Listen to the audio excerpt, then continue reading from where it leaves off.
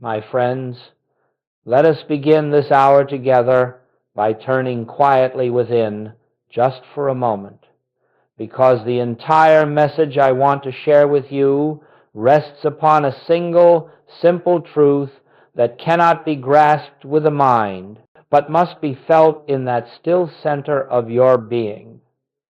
And that truth is this: the activity of God begins the very instant the activity of fear ceases. It is not that God has been absent, nor that divine grace must travel some distance to reach you. It is simply that panic fills the inner chamber where the presence wishes to reveal itself. And as long as that chamber is filled with fear's noise, the still small voice cannot be heard. All your life you have been taught to deal with appearances as if they possessed power of their own. A bill comes due, and the heart tightens. A symptom appears, and the mind leaps into conclusions. A relationship trembles, and suddenly you feel separated from peace.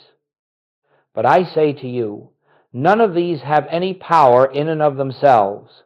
They borrow their seeming strength from your belief in them and from your belief that your safety lies somewhere outside your own consciousness. In this message, you will discover that the moment you stop giving conditions the authority they never possessed, something remarkable takes place, not in the world, but in you. And once it takes place in you, it must appear as harmony in your affairs. We shall explore together how panic arises from the false sense of two powers, how fear blocks the experience of God's grace, and how the simplest pause, the gentlest turning within, becomes an opening through which the infinite begins its silent activity. You will see that your life does not transform because you manipulate or struggle or strive to make truth operate. Your life transforms the moment you cease interfering, when you stop trying to push the river and allow the river to flow of itself. Let this be clear from the beginning. The shift we speak of is not gradual. It is not earned through discipline or spiritual ambition. It is immediate. The very instant recognition dawns, and because it is immediate, it is available to you now, here, in this very breath. You do not need a better body, a better mind, a better situation, or a better past. You need only the willingness to stop leaning upon fear and to rest your weight upon the unseen presence that has been carrying you from the first moment of your being. As we proceed, remember this: no one has ever found God through fear, anxiety, or desperate effort.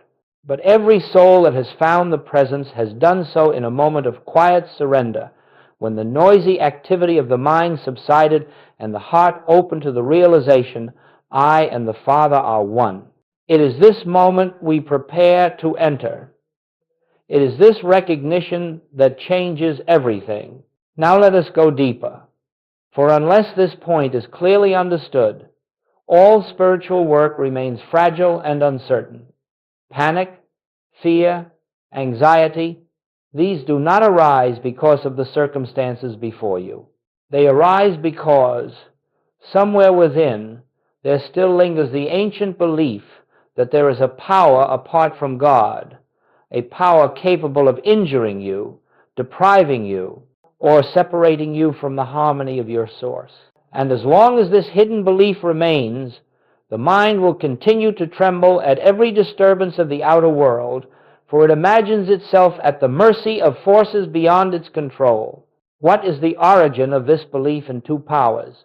It is born of the assumption that spirit and matter stand in opposition, that God governs the invisible realm while something else governs the visible. And from this mistaken foundation springs every fear that has ever touched the human heart. For if matter has power, power to make you sick, power to impoverish you, power to disturb you, then you will inevitably bow before matter, even while professing faith in God. If people have power, power to harm you, power to betray you, then your peace will rise and fall with their moods and their actions. And if the world itself is a power, its economy, its politics, its movements, then the soul becomes like a tiny boat tossed upon a storm. But hear me. There are not two powers. There is one.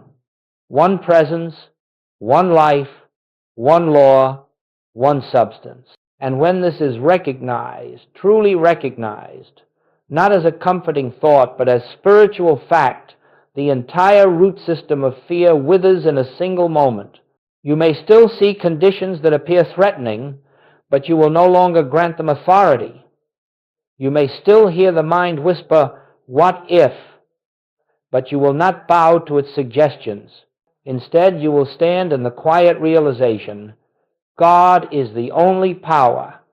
Nothing else has power. Nothing else ever did. When Jesus said, "Judge not according to appearances," he was not offering moral advice. He was revealing a mystical principle. Appearances, no matter how convincing, are not power. They are shadows cast by belief, and belief is not reality. The panic you feel is not caused by the appearance.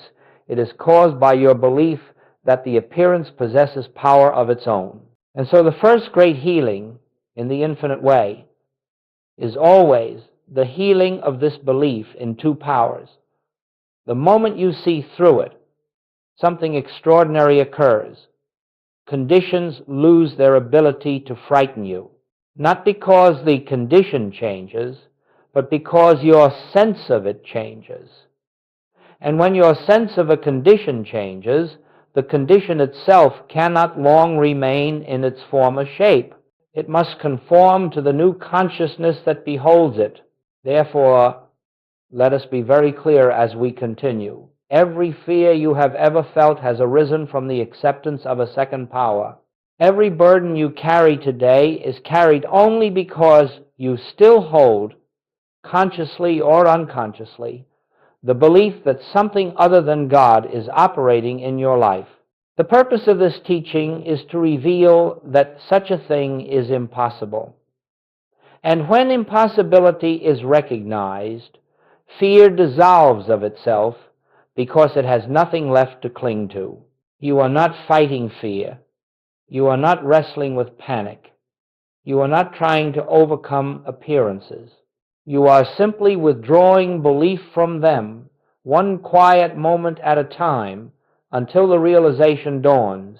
If God is the only power, then all is well. If God is the only power, then nothing else can be. This recognition is the foundation upon which the rest of our work will stand.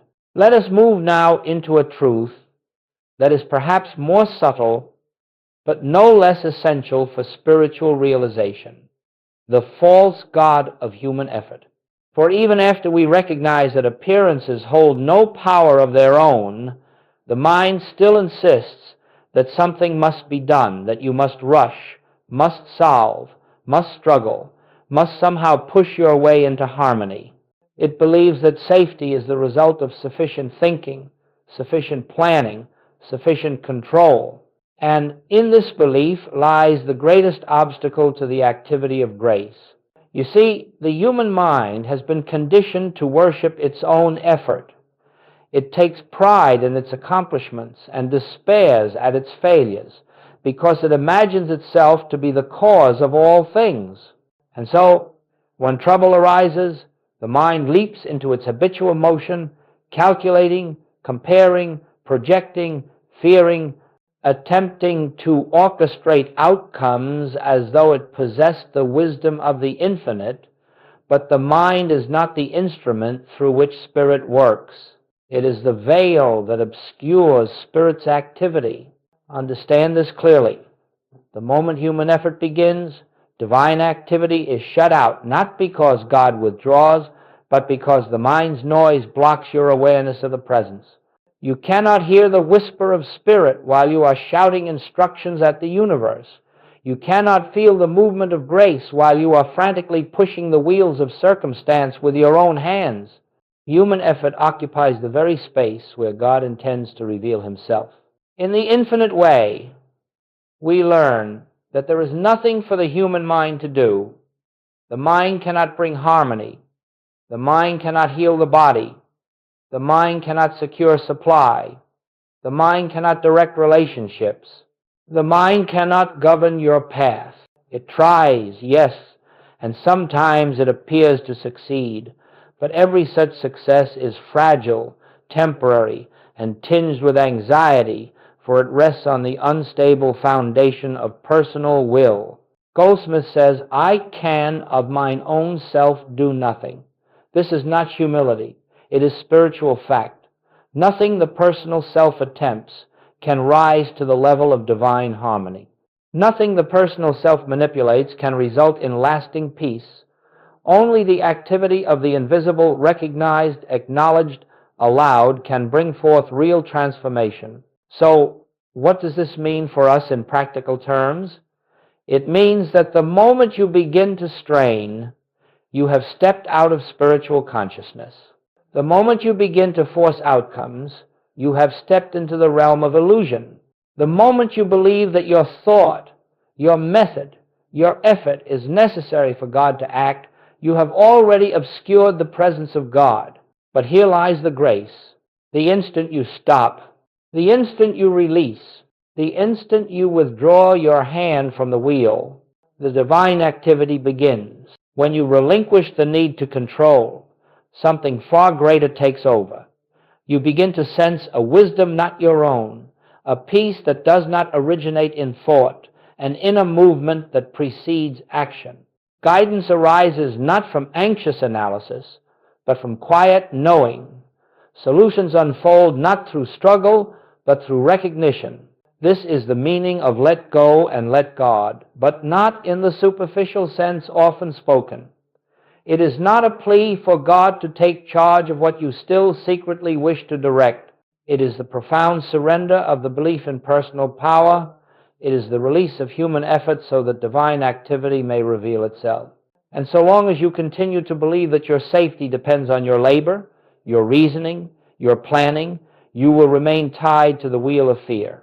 But the moment you understand that the only true activity is God's activity, and that this activity flows effortlessly, the instant you stop interfering, you enter a new dimension of being one, governed not by the mind's striving, but by the Spirit's movement. This is the truth that frees you from the tyranny of effort. God does the work. Your part is recognition. God is the activity. Your part is to become still. God is the harmony. Your part is to cease resisting it. When this becomes the foundation of your consciousness, life shifts from struggle to unfoldment. Nothing is forced, nothing is chased, nothing is wrung out of the world by human will. Everything flows from the invisible to the visible, from the inner to the outer, from the kingdom within to the experience without. This is the way of grace. Let us now come to the heart of our work, the recognition of the presence that never moves, never trembles, never reacts, never shifts with the tides of this world.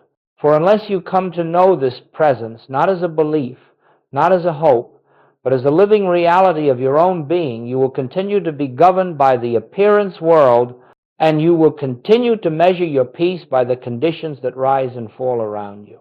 But the moment you recognize the presence, the moment you feel, not think, but feel that there is a life within you, untouched by circumstance, you discover a center that remains unmoved in every storm. You see, beneath the surface of your thoughts, beneath the emotions that come and go, beneath every mental noise that clamors for your attention, there exists a silent region of consciousness that has never been frightened, it has never been confused, it has never been broken, threatened, or diminished.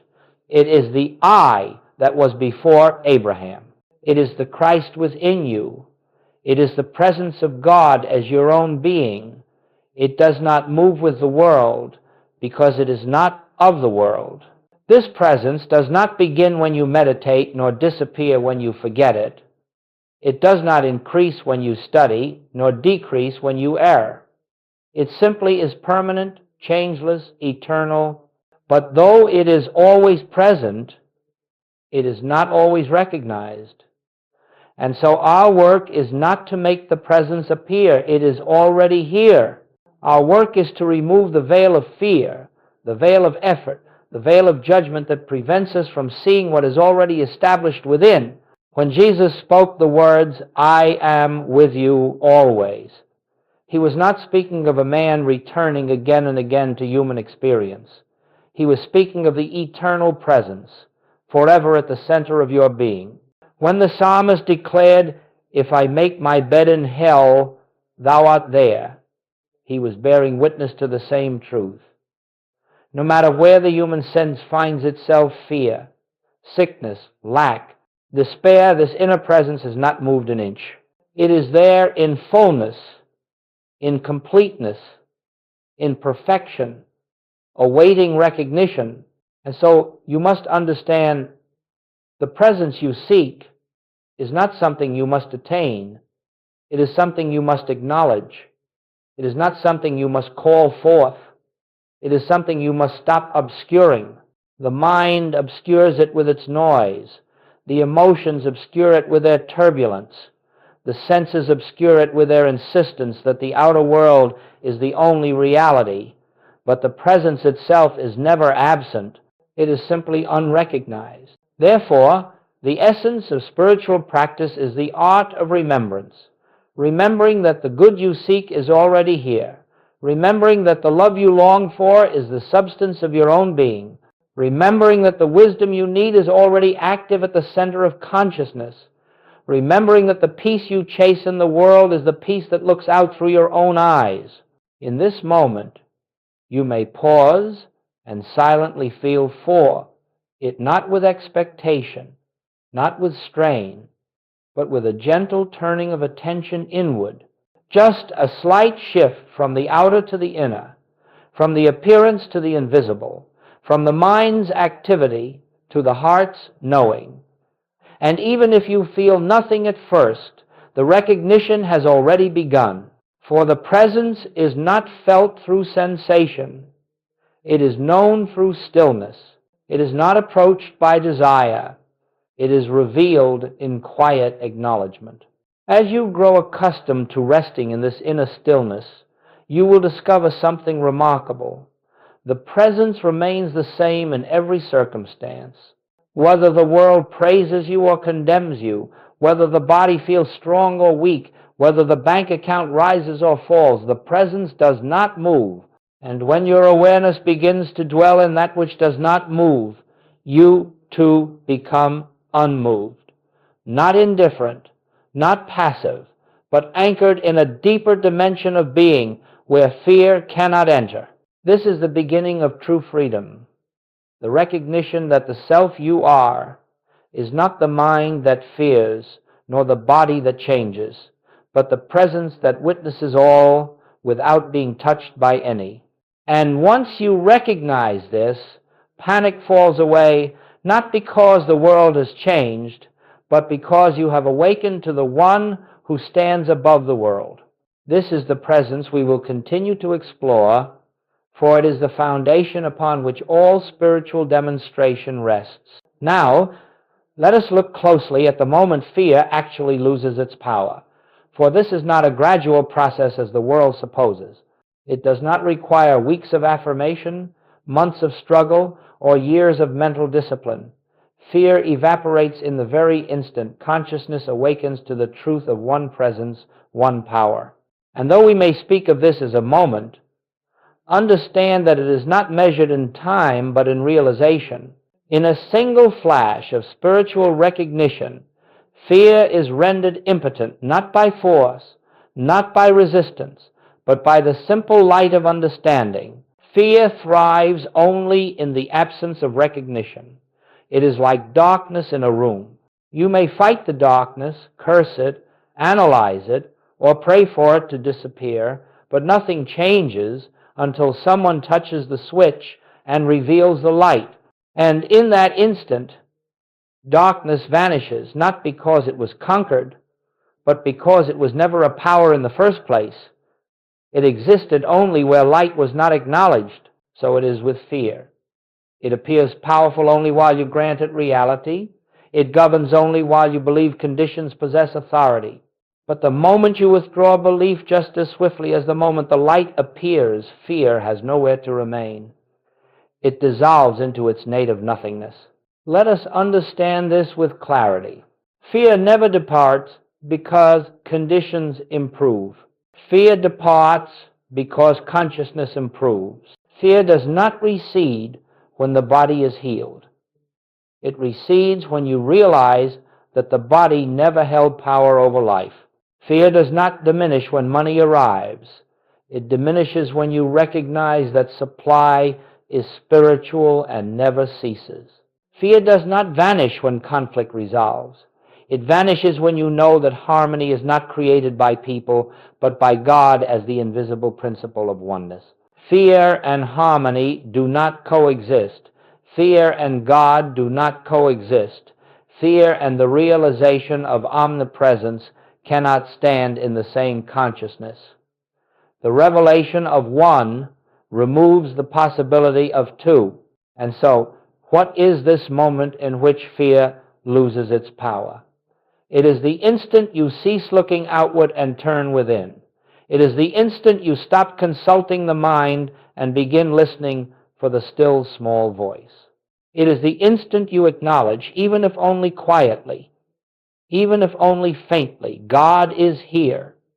God is the only presence. God is the only power. That is the moment fear is dethroned. Do you see? The transformation does not occur in the world, it occurs in you. Nothing outside you needs to shift before fear is undone. You may still see the troubling condition, you may still hear the mind's whisper. But if something deeper in you has awakened, that is enough. That inner shift alone contains the seed of healing, of resolution, of supply, of restoration. Many students experience this as a subtle quieting of the heart, a softening of the inner atmosphere. Others feel it as a sudden release, like a burden that drops away without effort. And still others do not feel anything at all, but they notice that the fear which had gripped them is simply no longer present. The Spirit works in its own way. Your task is only to recognize, to acknowledge, to rest in the presence that stands unmoved behind every appearance. Think of how quickly clouds passing over the sun can create the illusion of darkness, and how quickly the light returns the moment the cloud shifts. The sun was not affected by the cloud. It remained as brilliant as ever. The presence within you is just as constant. Your fears are merely clouds of belief passing across awareness. The moment you recognize the sun is still shining, the power of the cloud dissolves. Therefore, I say to you, do not fight fear. Do not struggle with it. Do not attempt to banish it with mental arguments. Simply recognize that it is not a power. It has never been a power. And in the moment that recognition slips into consciousness, even as a whisper, fear's foundation collapses. It cannot stand where the light of truth has entered. This moment of realization is the turning point of an entire life.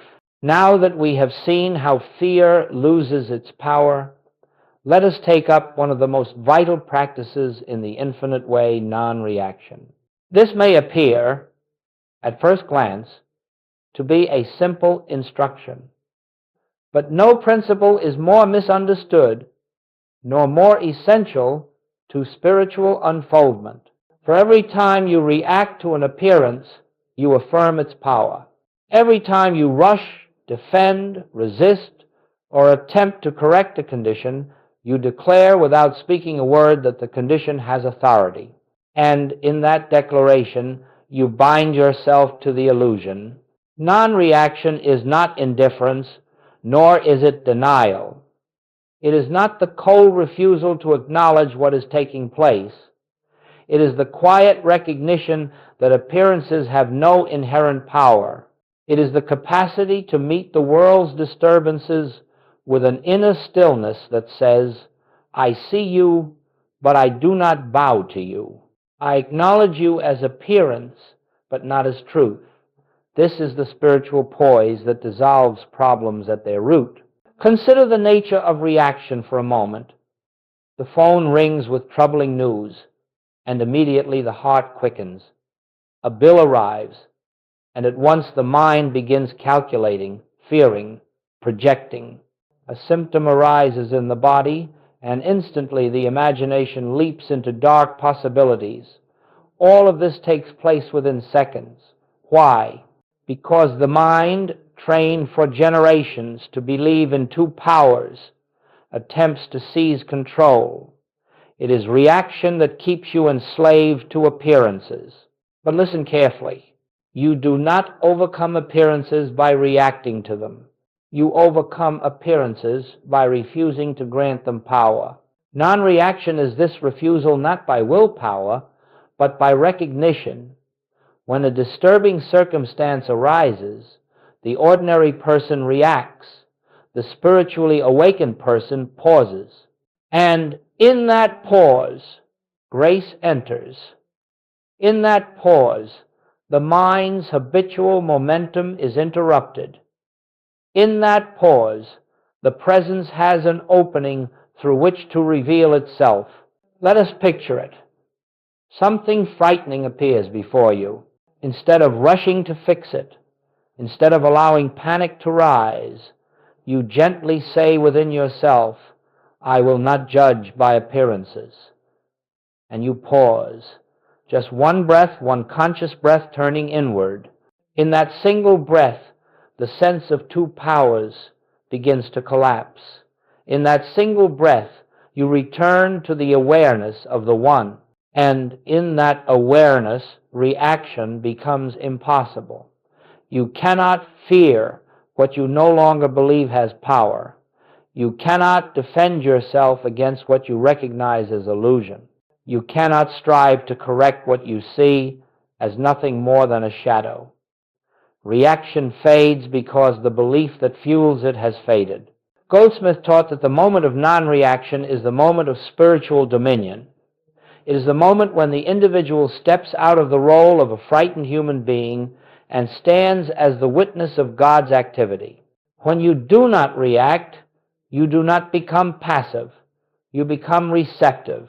Receptive to the movement of grace, receptive to the wisdom of the Spirit, receptive to the inner impulse that will guide your next step. Do not misunderstand. Non-reaction does not mean you ignore practical responsibilities.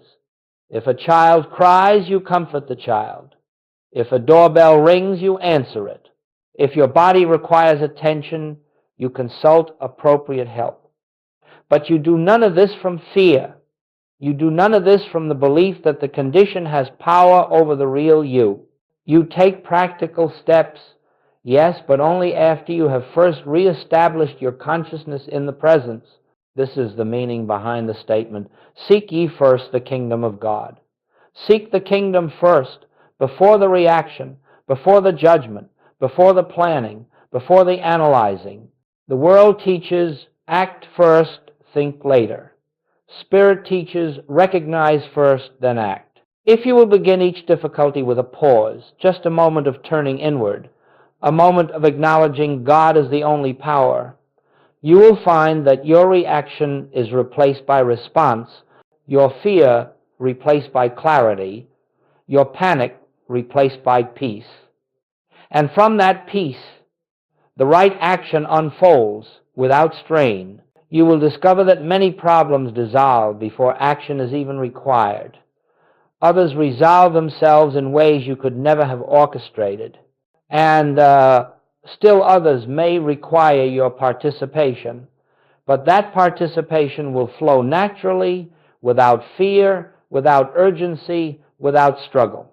Non-reaction is the doorway through which you leave the world of appearances and enter the realm of grace.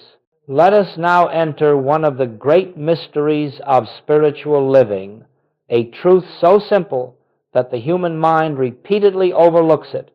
God begins where human effort ends, not because God was absent while you were striving, but because your striving occupied the entire field of your awareness. The presence was there all along, waiting, abiding, forever offering its fullness. But panic, effort, and mental strain act like thick curtains drawn across a window. The sunlight remains, but it cannot enter the room until the curtains are opened. And the opening of that curtain is your stillness. Every spiritual demonstration, every healing, every unfolding of supply, every restoration of harmony, every moment of grace in your life has occurred at the very moment you stopped trying to make something happen. It has occurred not during your struggle, but during your surrender. Not in your feverish activity, but in your quiet recognition that Spirit alone does the work. This is the meaning of the ancient words, "The battle is not yours, but God's." The battle is never with outer conditions. The battle is never with people, with the body, with the bank account, with circumstance. The battle is always with the belief that you, as a human mind, must manage the universe. The battle ends the moment you relinquish this false sense of responsibility and return to your true identity as the instrument of the infinite. When you become still, truly still, not as a technique, but as an inner release, something begins to happen that is beyond the capacity of the human mind to understand. You feel a subtle movement, not physical, not emotional, but spiritual. A shift takes place within the depth of consciousness. It may be sensed as peace, or as clarity, or as a gentle knowing without words, or it may not be felt at all. Yet regardless of feeling, the activity of God has begun, and once the divine activity begins, it goes forth in ways entirely independent of your personal ideas about how things should unfold. It works at levels you cannot see, through channels you could never invent, and with an intelligence that surpasses all human reasoning. What to the human mind seems impossible becomes the simplest of matters to the Spirit. What appears complex becomes effortless. What seems hopeless becomes a perfect expression of harmony. Let us be very clear. Divine activity does not depend on your understanding of how it works. The tree does not understand how sap rises in its branches, yet it blossoms all the same. The sea does not understand the pull of the moon, yet it responds with tide and rhythm. And you need not understand how God moves in order to witness the fruit of that movement. Your part is only to become still enough to let the invisible perform its perfect work. In your stillness, ideas come that are not your ideas. Solutions appear that do not originate in your intellect. Actions arise that feel as though they are being done through you rather than by you.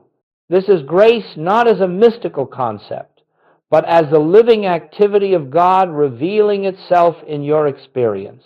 You will notice that when you are still, life becomes strangely cooperative.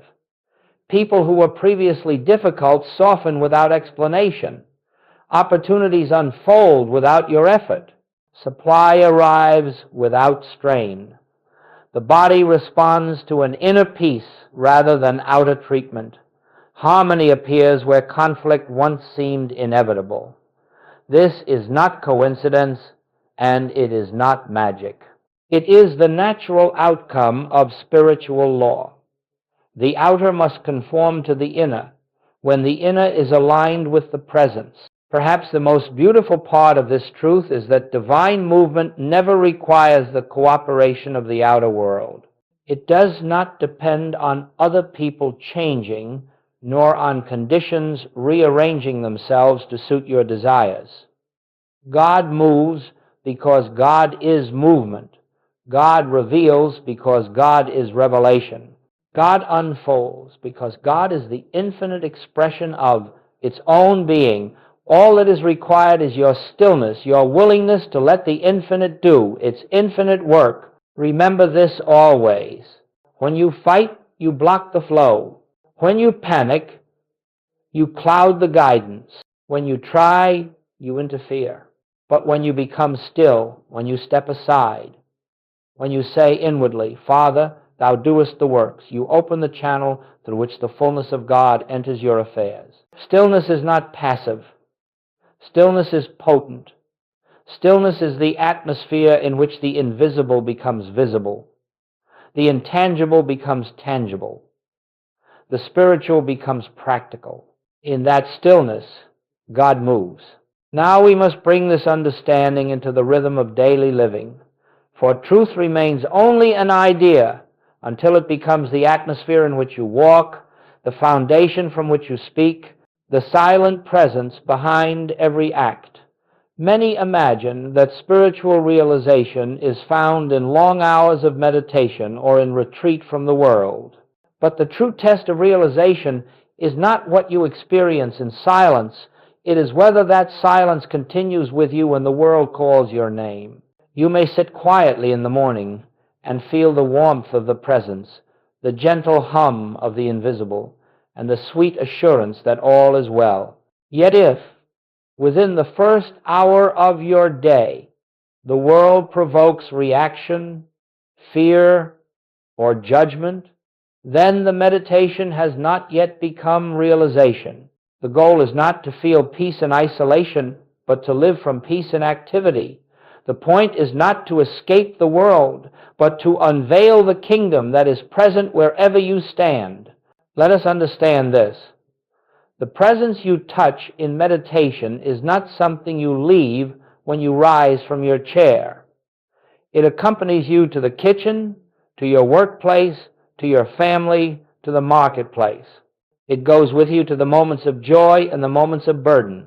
And if you train your inner ear to listen, you will discover that the very same silence that you felt in meditation is present in every ordinary moment of your day. To live from realization is to carry the awareness of the one presence into every circumstance without exception. You are not attempting to stay mentally alert all day. That would be exhausting. Instead, you learn to rest inwardly even while your hands are busy. You cultivate the gentle habit of turning within, not strenuously, not with effort, but with a quiet remembrance. God is here. God is the only power. God is the life of all that appears before me. And so you walk through your day with an inner poise, not because conditions are favorable, but because your consciousness is anchored. While others are swept into emotional storms, you remain centered not through discipline, but through recognition. You begin to see people not as personalities with flaws and demands, but as expressions of the same consciousness that breathes you. And this recognition ends conflict before conflict can arise. It ends judgment before judgment forms a thought. It ends separation before separation manifests as pain.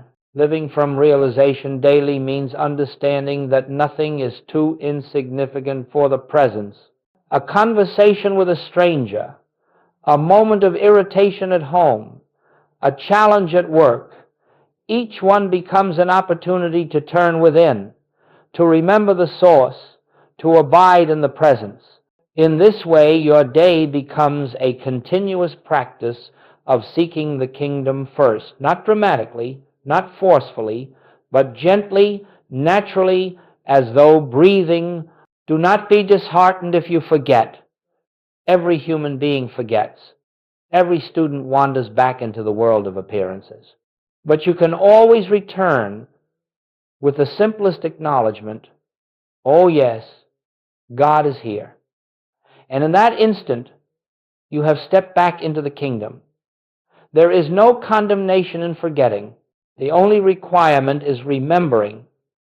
And each time you remember, the remembering becomes easier, more natural, more constant.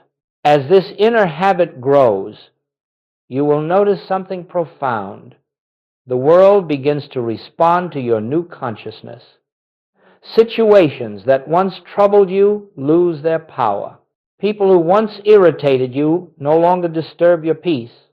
Problems that once seemed insurmountable are met with clarity and resolve. This is not because the world has changed, but because you are no longer living from the world. You are living from the kingdom within.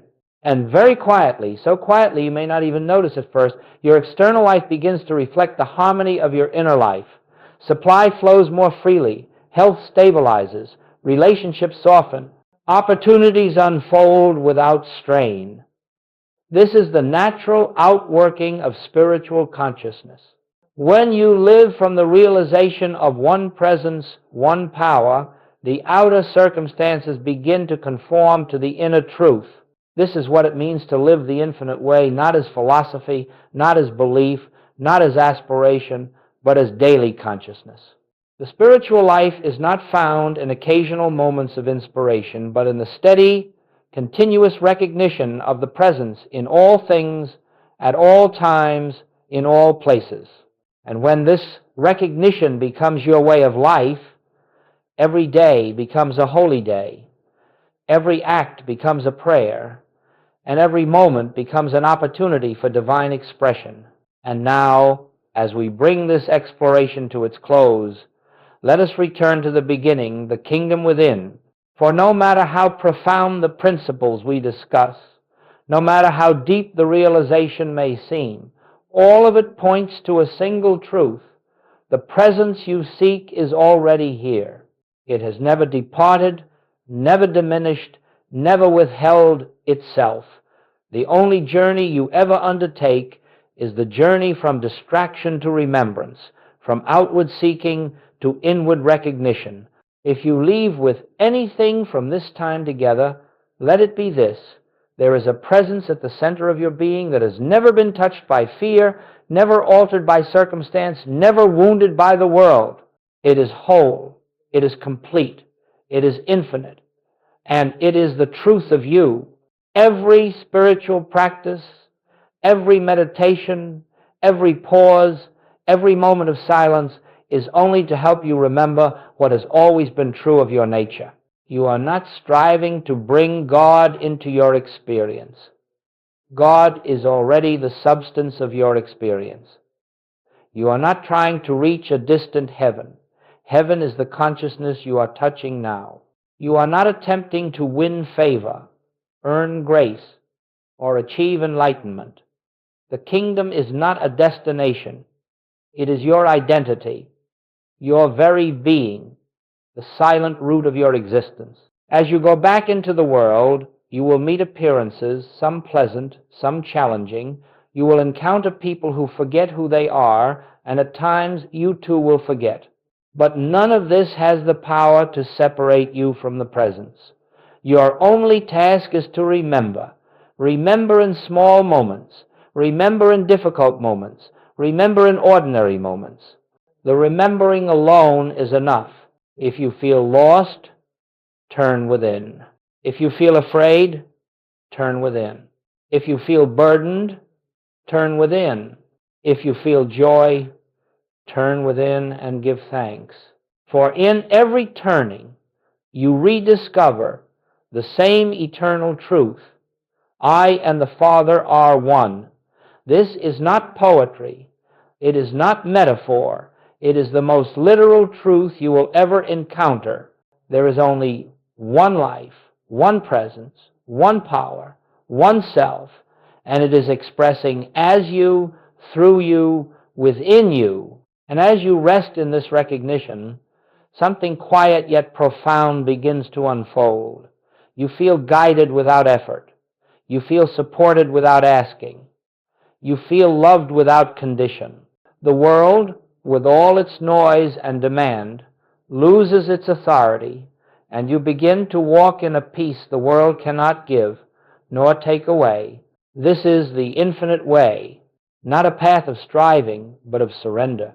Not a practice of getting, but of recognizing. Not a pursuit of something new, but an awakening to what has always been. Let this awareness accompany you when you rise in the morning. Let it walk with you through your day. Let it hold you in the stillness of night.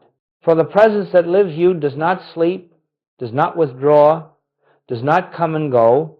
It abides eternally, waiting only for your welcome, your acknowledgement, your remembrance. And so, as we conclude, I leave you with the same truth with which all spiritual living begins and ends. The kingdom of God is within you. Return to it often. Return to it gently. Return to it now.